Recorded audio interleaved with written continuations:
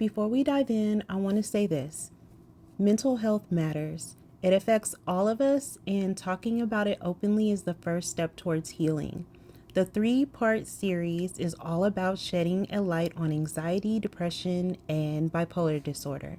Not from a clinical soapbox, but from real life experience, compassion, and facts. There are so many ways to get help, but before that can happen, we've got to drop the stigma, and we've got to stop turning real mental health conditions into personality traits for a punchline. This isn't about self-diagnose based on TikToks. It's about understanding what's actually going on and how to move forward. So let's talk honestly, because the more we understand, the more we can help ourselves and each other. Welcome to One Happy Lime, the podcast where we keep it real about life, mental health, and the messiness in between. I'm Jess, and today we're talking about anxiety. Not just what it is, but how it actually shows up in real life, even when we don't have the language for it. Before we dive into the facts and definitions, I want to start out with something personal. I've always had mild anxiety since I was a teenager, honestly, but I didn't have the words for it. Back then, I only associated anxiety with extreme cases, people who couldn't leave their house or had constant panic attacks. I didn't know there was a spectrum or that anxiety could wear 1,000 different outfits, especially the I'm fine, just tired one. The first time I had a full-blown anxiety attack was several years ago, pre-pandemic, during a regular work day. I was a leader at a retail store and had just come back from a day off. If you've ever worked retail, you know what that means. Training needs, backed up fitting rooms, and schedule full of fire drills. Midday through my shift, the other leaders went to lunch and I was left in the fitting room. One accessible fitting room was stacked with go bags, clothes piled up high as my shoulder. I opened the door and boom, my body said nope. I broke into a sweat. My vision blurred, my chest tightened. I couldn't catch my breath. I was wearing a fitted tee and a blazer, and I remember rushing into an empty fitting room, locking the door and tearing my blazer off because I felt like I was suffocating. I could hear my pulse through my ears, and I struggled to even communicate. It was terrifying. That scared the hell out of me. And it took 2 more anxiety attacks like that before I finally got help.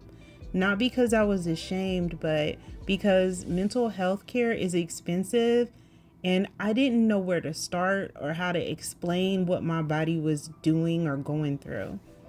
So if you've ever felt like anxiety isn't that serious or doesn't apply to me, I see you. Let's talk about what it really is.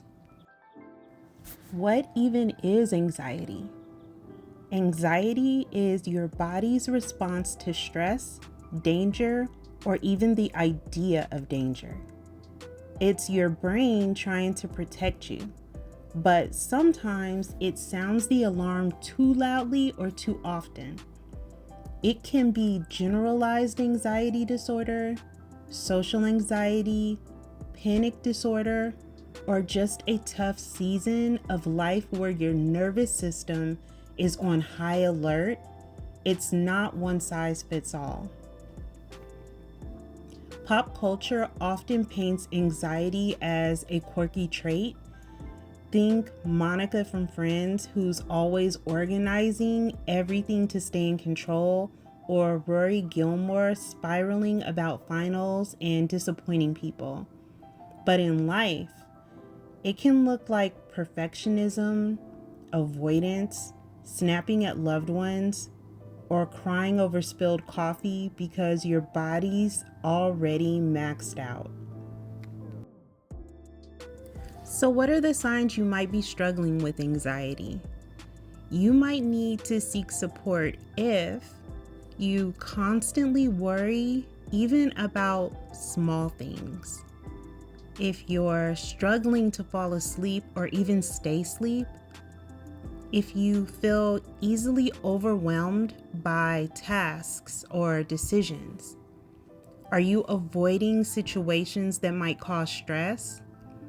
Are you experiencing stomach aches, headaches, or a racing heart? How about crying or getting angry quickly and you don't understand why?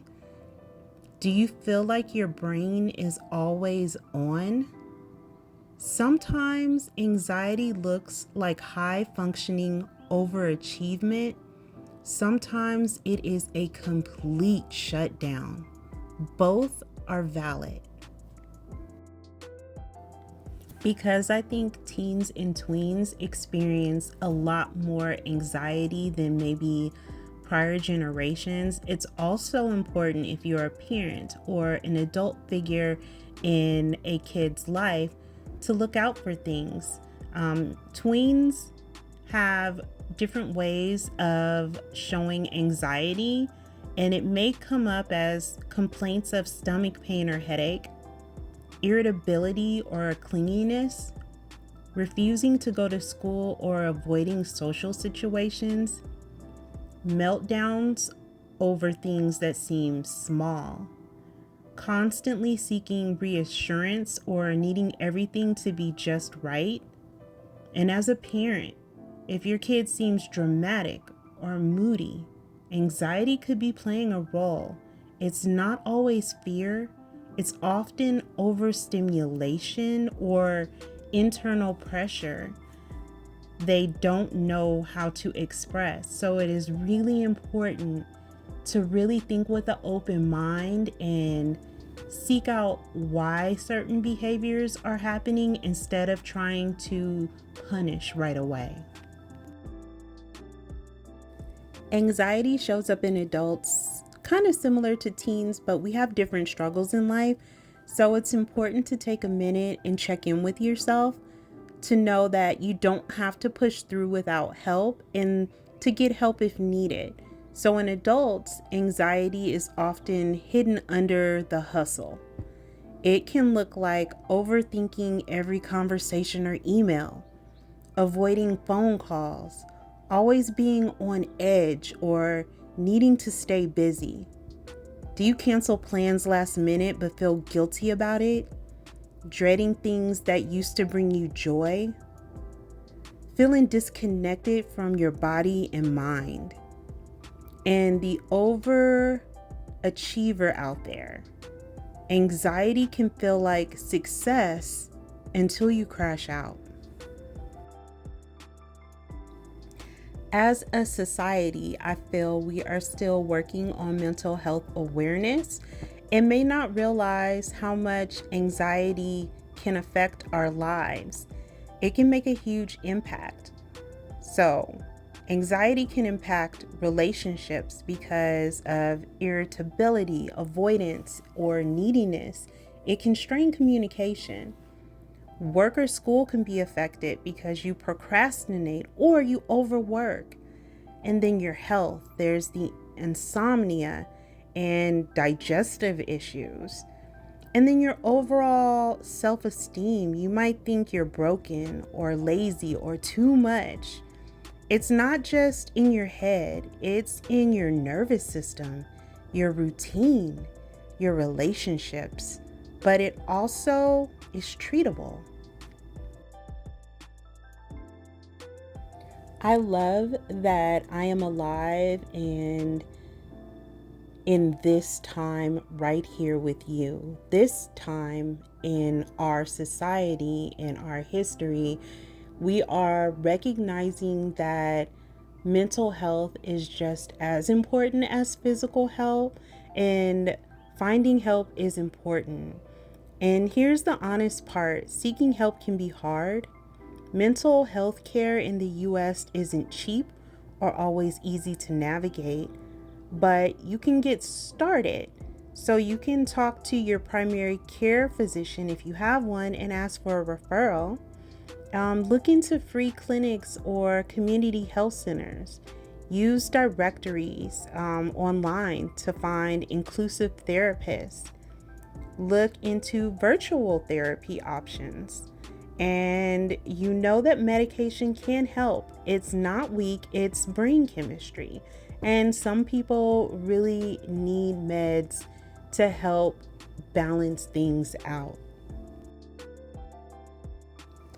Here's the lime bright truth. You are not your anxiety. You are not weak. You are not broken. You are human with a brain that's just trying to protect you. Sometimes a little too much. You're allowed to rest. You're allowed to ask for help. You're allowed to name what you're going through, even if it doesn't look like someone else's experience.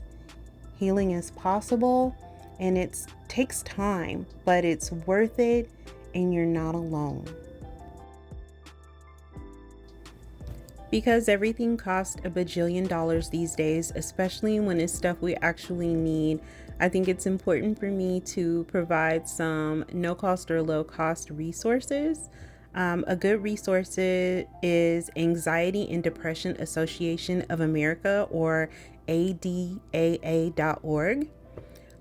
Mental Health America, and the website is mhanational.org. There is also a crisis text line. If you text HOME, HOME, all caps, to 741-741, it can help you 24/7. And then, of course, there is the YouTube Home for many people who just need a community. You can definitely talk in my comments, and then there are other creators who would also like to help out and speak on subjects like mental health.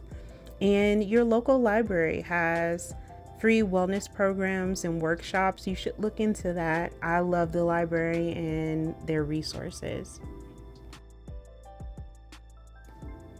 Thank you very much for holding space with me today.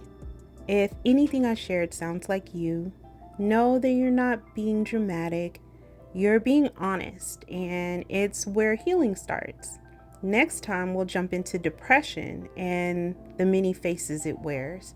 Because like anxiety, it doesn't always look how we expect. Until then, be kind to your mind, drink some water, and remember, you don't have to carry it all by yourself. See you soon.